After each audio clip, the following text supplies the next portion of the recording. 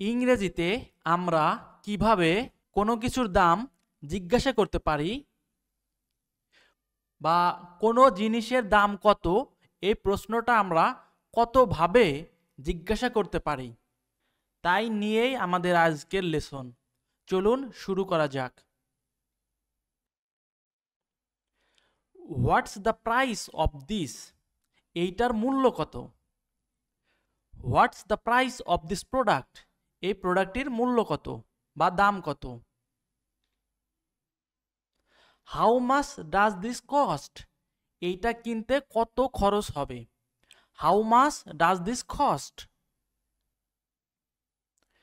বিকল্পভাবে বলতে পারি, যেটা অনেকটা politely, can you tell me the price of this?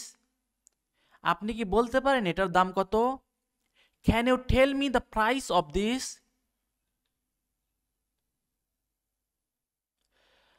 How much do you charge for this? আপনি এটার জন্য কত টাকা নেন? ধরুন আপনি একটি ভিডিও এডিটিং করবেন, আপনি কাউকে জিজ্ঞাসা করলেন আপনি 1 ঘন্টার জন্য কত টাকা চার্জ নেন। How much do you charge for an hour?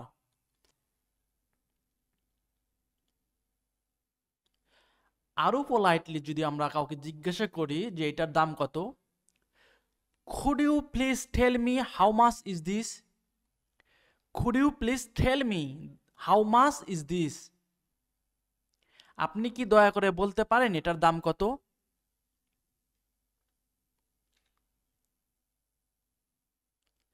What's the cost of this item? এই পণ্যের দাম কত? What's the cost of this item?